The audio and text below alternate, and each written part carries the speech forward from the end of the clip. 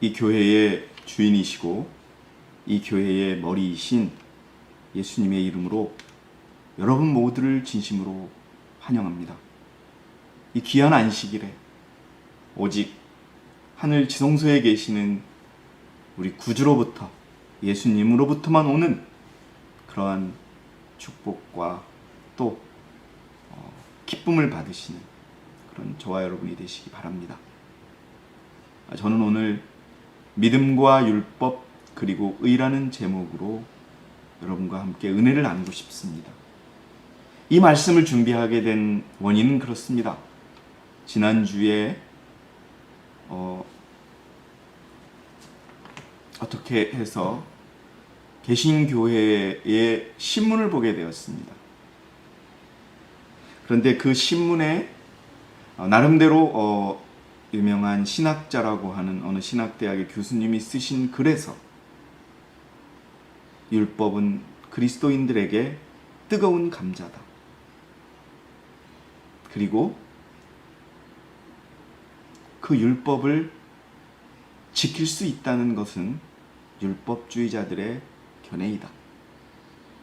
실제로 그리스도를 믿는 자들이 율법을 지킬 수 있는 것이 아니라 그리스도가 지킨 것을 우리가 그를 믿음으로 인해서 인정받는 것뿐이다 라고 하는, 어쩌면 그 마지막 부분은 그럴듯해 보이는 그러한 내용이었지만 전체적으로 내용을 볼 때는 율법을 부정하는 그러한 내용이었습니다.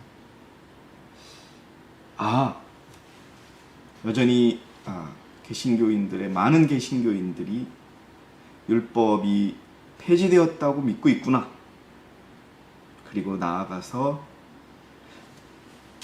율법은 지킬 수 없다고 믿고 있구나.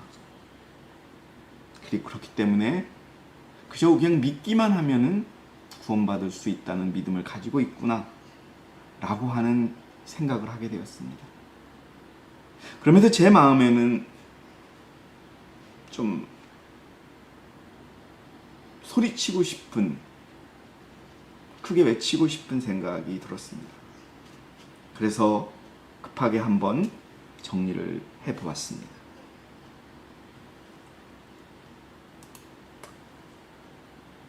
복음과 율법에 대한 논란입니다. 복음, 믿음이죠. 그리스도를 믿는, 그리스도가 죄인을 위하여 오셨다는 것이 복음이고 그것을 믿는 것이 믿음이죠. 그 복음과 율법에 대한 논란이 어떤 것이 있냐 하면은, 율법은 폐지되었는가? 특별히 십계명은 폐지되었는가? 사람은 율법을 지킬 수 없는가? 사람은 십계명을 지킬 수 없는가? 그래서 대부분의 그리스도인들은 안식일을 지키는 것은, 그것은 구약의 유대인들이 율법을 지키던 모습이었고, 그리스도 이후에는 안식일을 지키지 않아도 된다라고 하는, 또 안식일이 바뀌었음을 의미하죠. 또 믿기만 하면 되는가? 어떤 교회는 분명히 이렇게 가르칩니다.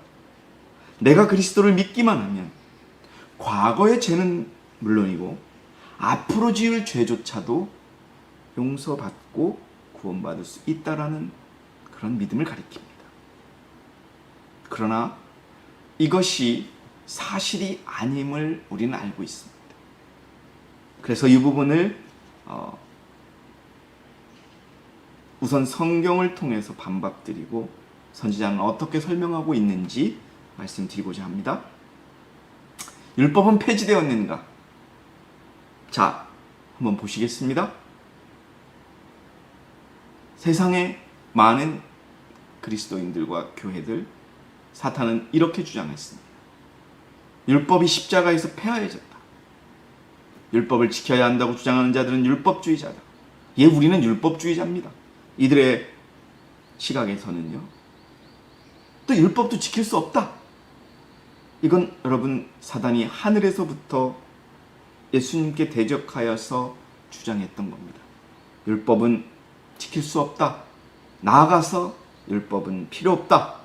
라고 하는 주장과 교묘하게 결합되어 있는 것이지요. 자, 그러나 성경은 이렇게 시작합니다. 그렇다면 우리가 믿음으로 율법을 폐하느냐?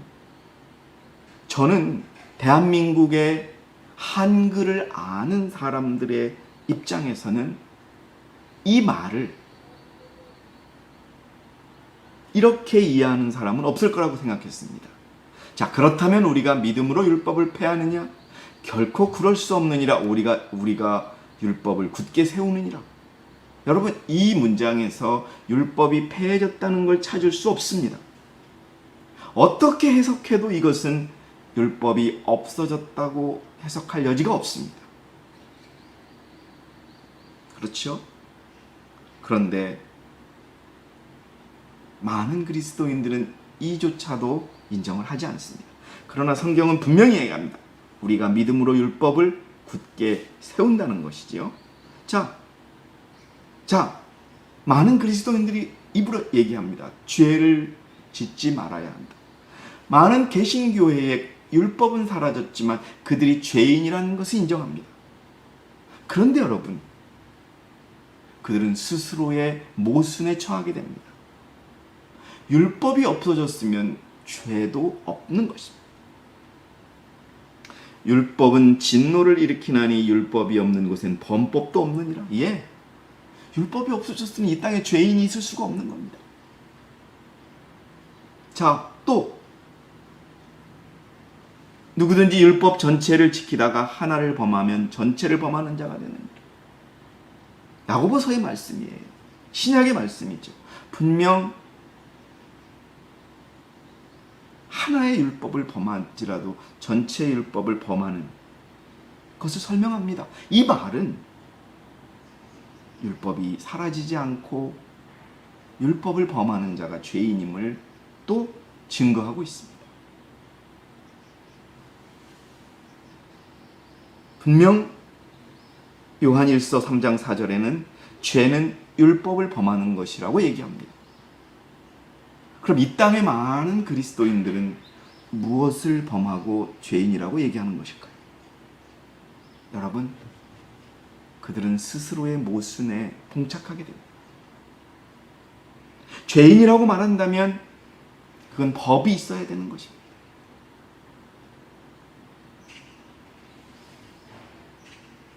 이것이 여러분 사단의 궤변인 것입니다.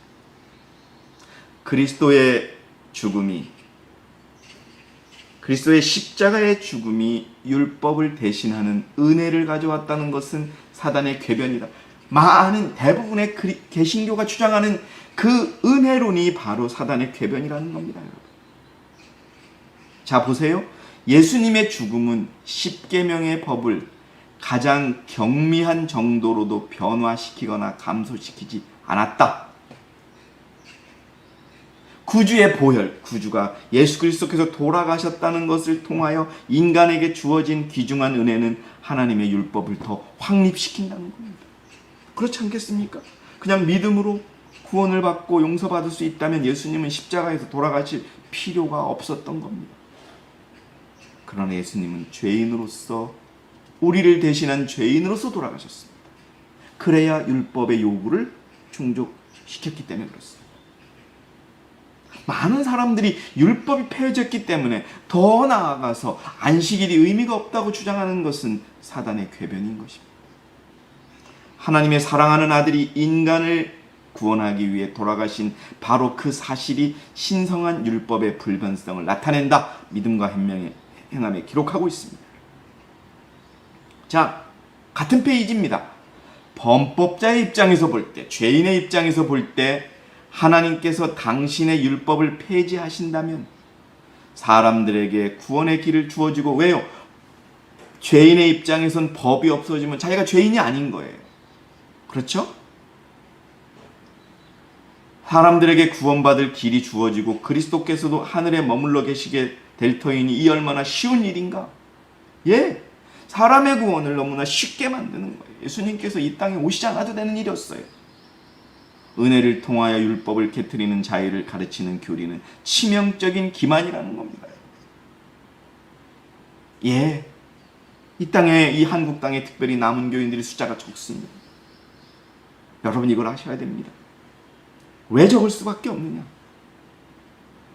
여러분, 우리의 마음속에 바로 이 율법에 대한 마음이 있기 때문에 남아있는 것입니다.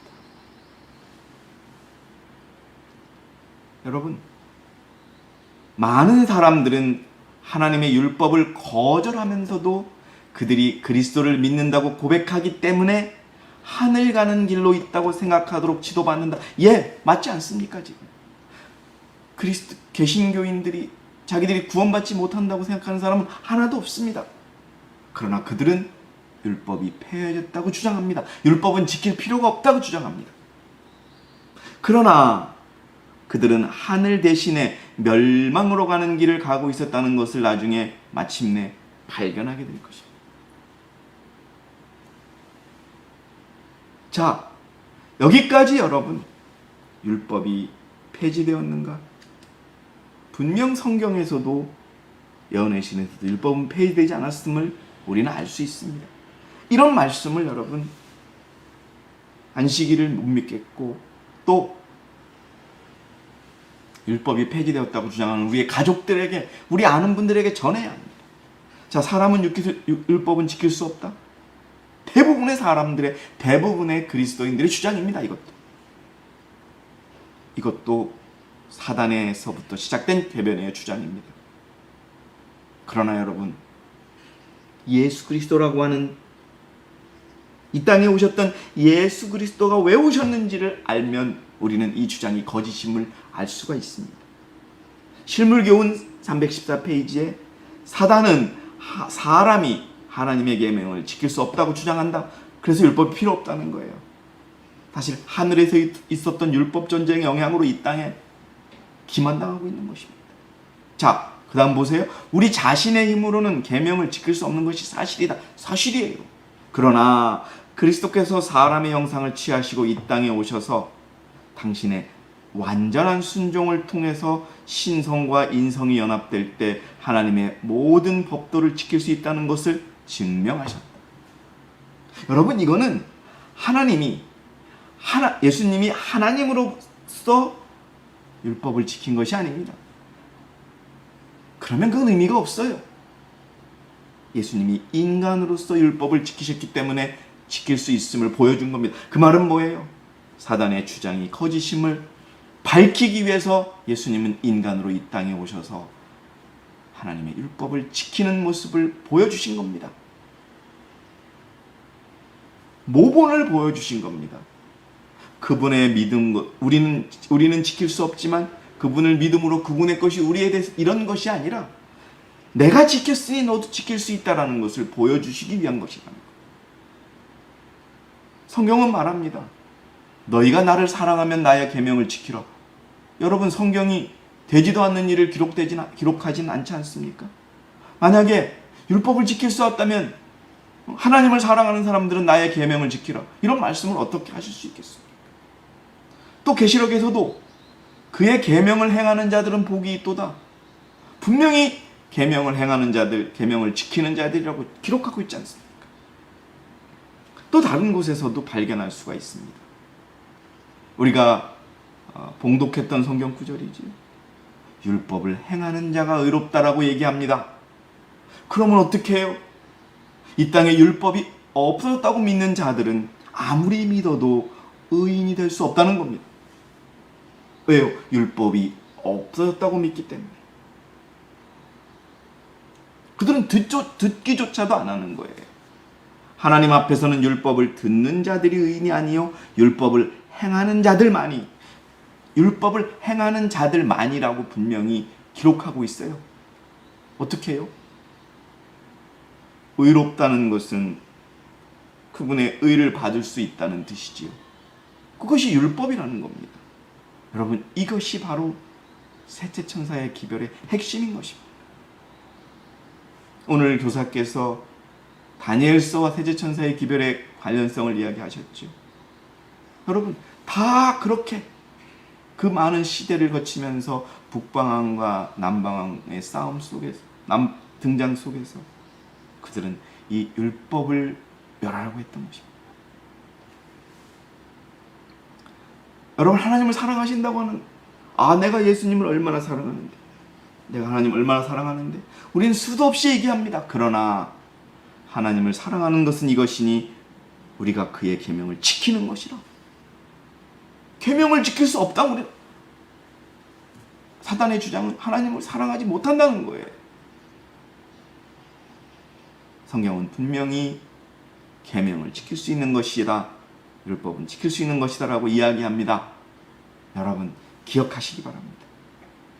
율법을 지키지 않으면 거짓말쟁이라고까지 얘기합니다.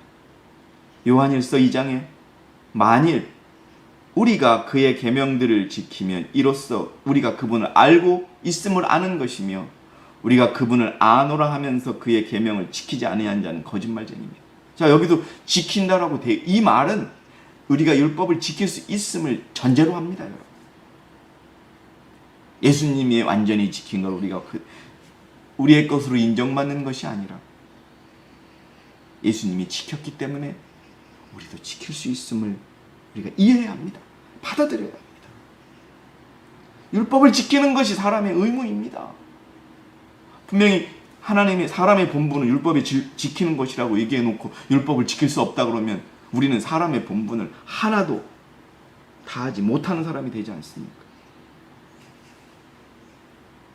하나님은 율법의 순종을 요구하신다는 사실입니다. 자, 여러분, 복음은 구약의 표준을 낮춰서 죄인에게 맞게 하고 그가 죄 가운데 있는 것을 구원해가는 것이 아니다. 하나님은 그의 모든 백성들에게 순종, 곧 그의 모든 계명에 온전한 순종을 요구하신다. 율법을 지키는 것을 요구하신다는 겁니다.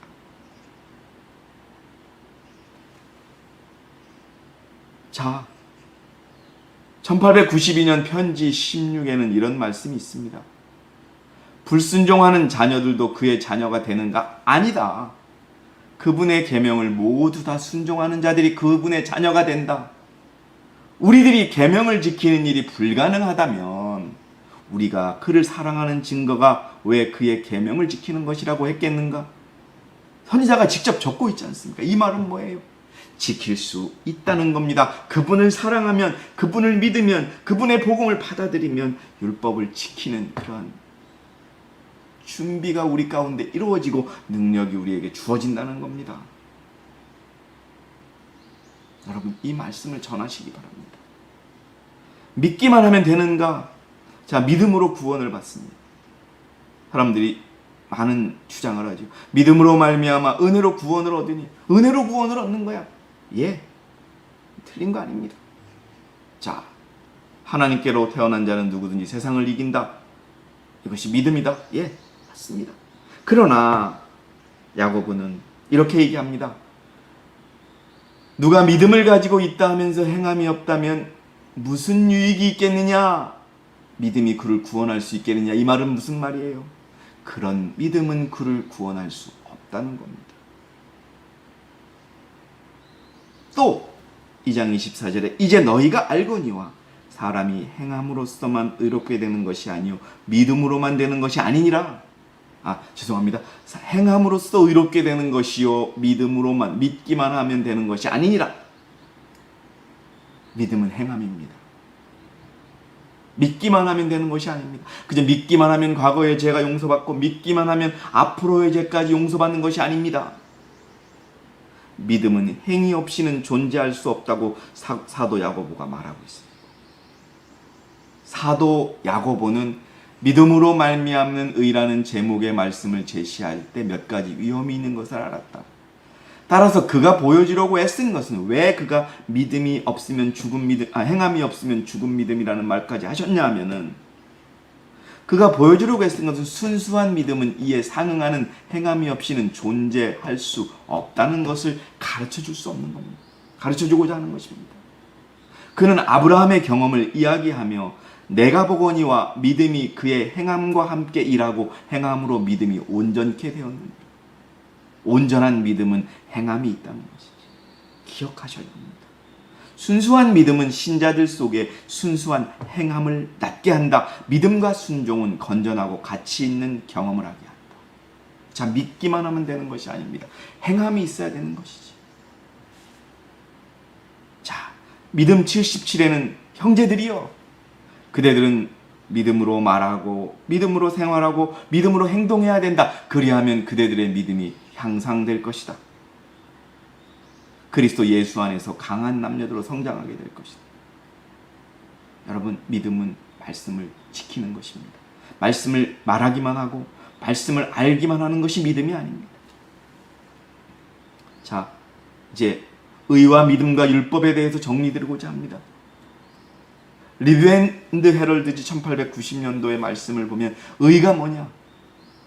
믿음으로 말미암은 의가 뭐냐? 율법에 순종하는 것이다.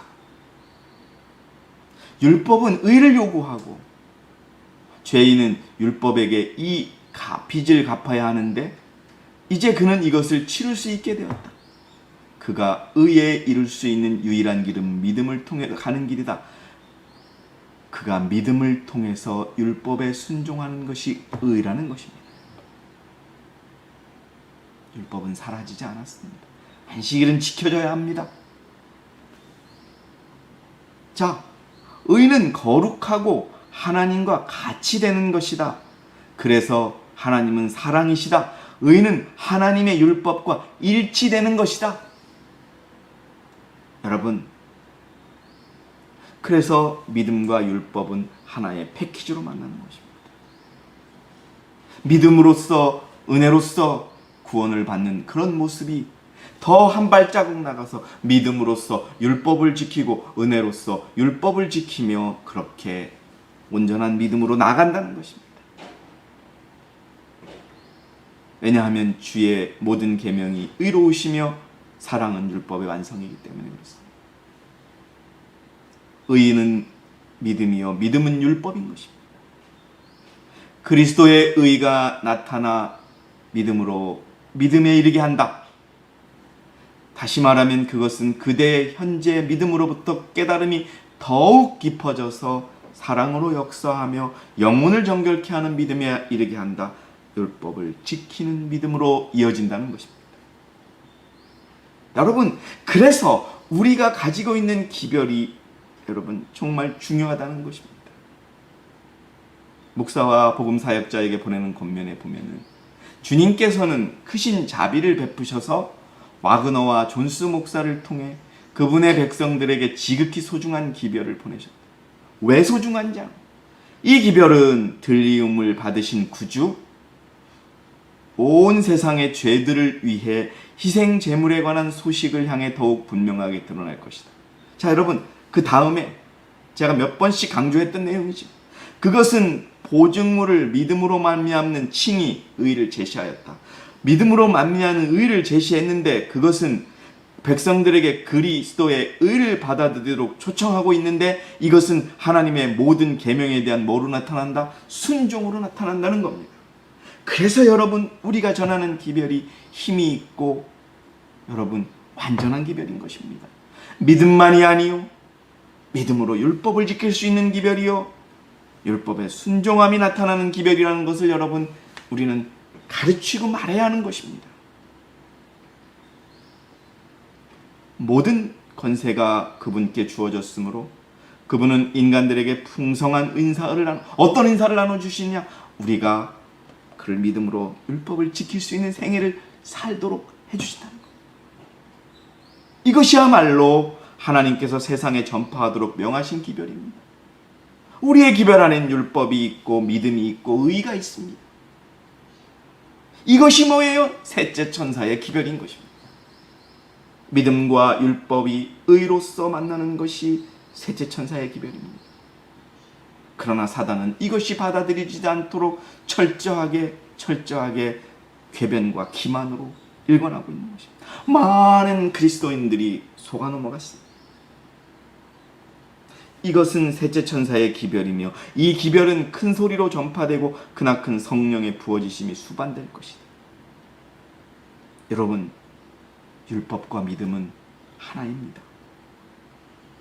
그리스도는 율법의 저주를 받으셨고 그 형벌을 받으셨으며 사람을 하나님의 율법을 지킬 수 있는 곳에다 올려놓으시고, 여러분, 우리가 그분을 믿으면 우리가 하나님의 율법을 지킬 수 있는 위치에 올려놓으시고, 이것이 셋째 천사의 기별이 갖는 핵심인 것입니다. 구주의 공로가 간합함을 받게 하는 계획을 완수하셨다. 없어질 것의 끝을 본 사람은 모두 다 없어지지 않을 것. 이것이 뭐예요? 죄로 인하여 죽을 수밖에 없는 운명을 가졌던 사람들은 모두 다 없어지지 않을 것, 곧 의의 표준이요 하나님의 율법인 십계명의 영광을 분명히 보았다. 무엇을 통해서? 예수 그리스도의 그 보혈을 믿음으로 인해서. 율법과 복음은 완전한 조화를 이룬다. 율법과 믿음은 완전한 조화를 이룬다.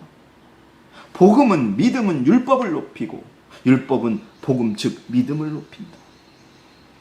이것이 여러분, 이 땅의 남은 교회 제7일 안식일 예수재림교 개혁운동 세계 성교회가 전하는 기별인 것입니다.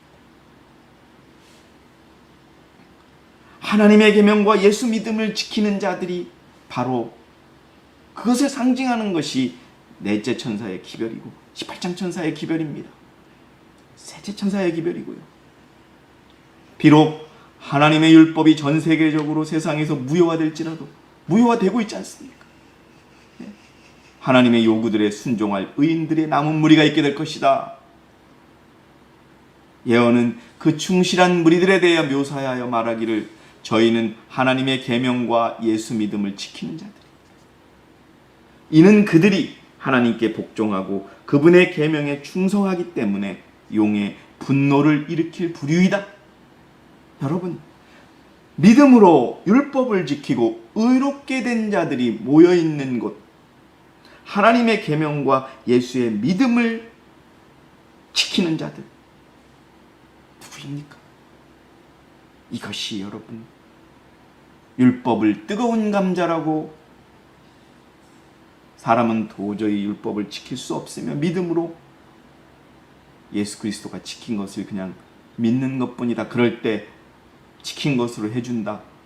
이런 궤변을 늘어놓고 있는 것에 대해서 우리가 말할 수 있는 것입니다. 이는 그들이 하나님께 복종하고 그분의 계명에 충성하기 때문에. 여러분, 우리의 목적, 우리가 이 교회에 온 이유가 이것이지 않습니까? 하나님께 순종하고 그의 계명에 충성하기 때문에 용의 분노를 일으키고 있는 겁니다. 그래서 사단은 오늘도 끊임없이 우리를 공격하고 있는 것입니다. 저는 이제 오늘 여러분들에게 분명히 말씀을 드렸습니다.